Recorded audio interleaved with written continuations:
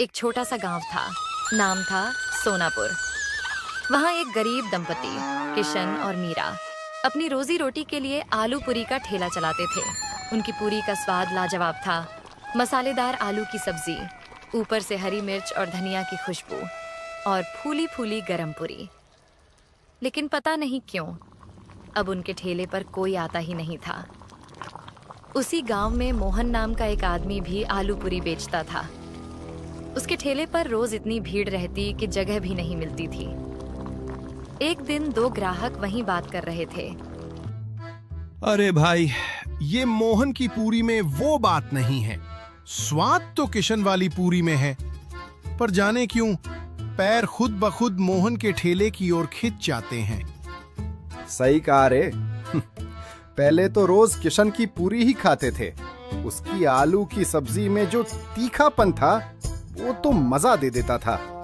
अब तो बस मन ही नहीं करता उसके ठेले पर जाने का। उधर किशन अपने ठेले के पास अकेला खड़ा चुपचाप सब सुन रहा था। वो मन ही मन बोला, पहले तो मेरे ठेले पर भी भीड़ लगती थी, अब सब मोहन के पास क्यों जा रहे हैं? क्या उसने कोई जादू कर दिया है क्या?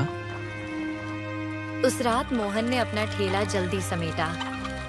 सारे आलू पूरी बेच चुका था। घर पहुंचते ही उसकी पत्नी सजन बोली, जी, आज तो अमावस्या की रात है, याद है ना? हाँ याद है। तुमने तैयारी कर ली? जी, पूरे 13 किलो चिकन पका लिया है। पर बताओ ना, हर बार 13 किलो ही क्यों? 10 या 20 क्यों नहीं? अरे भगवान, मैंने उसे 13 तारीख को ही नींद से जगाया था। अब उसे हर अमावस्या को 13 किलो चिकन चाहिए। अगर नहीं दिया तो हमें ही खा जाएगा। सजन कांप गई। क्या? आपने उसे जगाया क्यों? मोहन धीरे से बोला, पगली, उसी की वजह से तो हमारी पूरी बिकती है, वरना हम भी किशन की तरह बैठे रहते। उसके कारण ही हमारे अच्छे दिन आए हैं, उसका शुक्र मानो। दोनों कुछ देर खामोश रहे। बाहर हवा में अजीब सी सिहरन थी। फिर मोहन बोला, चलो अब सो जाओ, मैं जाकर उसको चिकन खिलाकर आता हूँ। आखिर वो कौन है जो हर अमावस्या को 13 किलो चिकन मांगता है? अगली सुबह सूरज की किरणें गांव की पगडंडियों पर फैल चुकी थीं। मोहन अपने ठेले को चमका रहा था। तेल गर्म हो चुका था और पूरी तलने की खुशबू पूरे चौराहे में फैल रही थी। उसके चेहरे पर वही आत्मविश्वास था। आज फिर भीड़ लगेगी। उधर किशन अपने ठेले पर उदास बैठा था। बर्तन सजे थे, आलू की सब्जी तैयार थी, पर ग्राहक कोई नहीं। वह मन में बोला, कभी मेरे ठेले पर भी भीड़ रहती थी। अब तो जैसे गांव वालों को मेरा चेहरा भी नहीं दिखता। तभी गांव में शहर से आए एक दंपति दाखिल हुए, राकेश और नेहा। उन्होंने एक गांव वाले को रोका। भाई साहब, हम नए आए हैं इस गांव में, नाश्ता करना है, बताइए कहाँ मिलेगा अच्छा? सबसे बढ़िया नाश्ता तो मोहन के ठेले पर मिलता है, यहीं पास में है। दोनों ने शुक्रिया कहा और चल पड़े। जब वे मोहन के ठेले के पास पहुंचे तो वहां भारी भीड़ लगी थी। अरे जी, यहाँ तो बहुत भीड़ है, कितना इंतजार करें। सही कहा, चलो कहीं और देखते हैं। तभी नेहा की नजर पास में पड़े एक सुनसान ठेले पर पड़ी। देखो उधर, वो ठेला कितना साफ है और खुशबू भी कितनी अच्छी आ रही है। हाँ चलो वहीं चलते हैं। वो दोनों किशन के ठेले पर पहुंचे।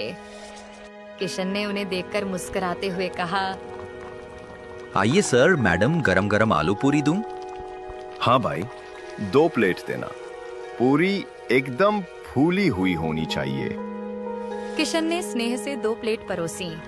दोनों ने पूरी चखी। वाह, ये तो वाकई लाजवाब है। सच में भाई, तुम्हारी पूरी का तो कोई जवाब नहीं।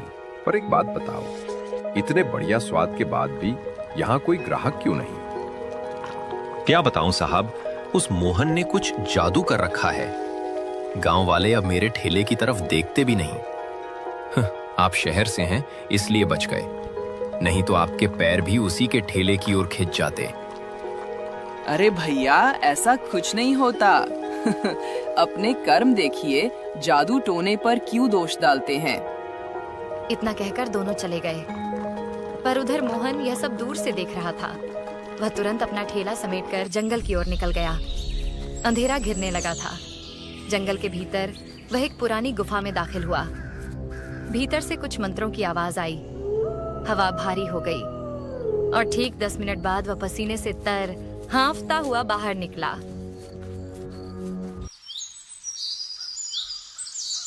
अगली सुबह वहीं शहर वाले फिर नाश्ते के लिए निकले। सुनो जी, पता नहीं क्यों मेरा मन उस मोहन के ठेले पर जाने का कर रहा है। अरे मेरा भी। कल तो मैंने कहा था वहां भीड़ ज्यादा है, फिर भी मुझे आज वहीं जाने का मन कर रहा है। दोनों हंसते हुए सीधे मोहन के ठेले पर पहुंचे। किशन दूर से यह सब देख रहा था। उसका चेहरा सफेद पड़ गया। तो अब उन पर भी जादू चल गया। जब राकेश और नेहा नाश्ता करके लौट रहे थे तो रास्ते में गांव के मुखिया मिल गए। कैसे हैं शहर वाले बाबू? कैसा लगा हमारा गांव? बहुत प्यारा गांव है मुखिया जी। बस एक अजीब बात है, कल हम किशन के ठेले पर गए थे, आज जाने क्यों हमारे पैर खुद ब खुद मोहन के ठेले की ओर खिंच गए। कुछ तो अजीब है उस ठेले में। अरे नहीं बाबूजी, कुछ अजीब नहीं। मोहन के आलू पूरी का स्वाद ही ऐसा है कि लोग खुद खिंच जाते हैं। पर राकेश और नेहा जब आगे बढ़े तो दोनों के मन में एक ही सवाल गूंज रहा था, क्या सचमुच स्वाद खींचता है या फिर मोहन का कोई रहस्यमयी राज? शाम का समय था। किशन अपने घर में चूल्हे के पास बैठा था कि तभी दरवाजे पर दस्तक हुई। दरवाजा खोला तो सामने राकेश और नेहा खड़े थे। अरे सर, मैडम, आप यहाँ मेरे घर पर? किशन जी, जो आपने कहा था, लगता है वो सब सच है। देखा, मैंने पहले ही कहा था वो मोहन कोई साधारण आदमी नहीं है।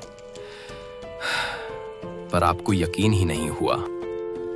अब यकीन हो गया है किशन। जो आज हमने देखा उसके बाद शक की गुंजाइश नहीं बची। किशन हैरान होकर बोला, क्या देखा आपने? हमने मोहन को जंगल की तरफ जाते देखा। एक थैली में कुछ था, शायद वही राज छिपा है वहां। तो फिर देर किस बात की? चलो आज उस जादू का पर्दा फाड़ ही देते हैं। तीनों जंगल की ओर निकल पड़े। हवा ठंडी थी, पेड़ झूम रहे थे और चारों तरफ एक रहस्यमय सन्नाटा था। सुनिए, ये कैसी गंध है? चिकन की खुशबू जैसी। लगता है मोहन ने ही चिकन लाया होगा। दूसरा कौन जंगल में चिकन लाएगा? कुछ दूर जाने पर उन्हें एक पुरानी गुफा दिखाई दी। गुफा के भीतर से किसी के बड़बड़ाने की आवाज आ रही थी, जैसे कोई मंत्र पढ़ रहा हो। किशन सुनो, ये आवाज मोहन की लग रही है। मुझे डर लग रहा है, वापस चलें? नहीं नेहा जी, अब पीछे नहीं हटेंगे, चलिए। तीनों धीरे धीरे गुफा के अंदर गए। उस रात के बाद किशन, राकेश और नेहा को किसी ने फिर कभी नहीं देखा। कहते हैं तीनों उसी गुफा में कैद हो गए और मोहन का राज राज ही रह गया।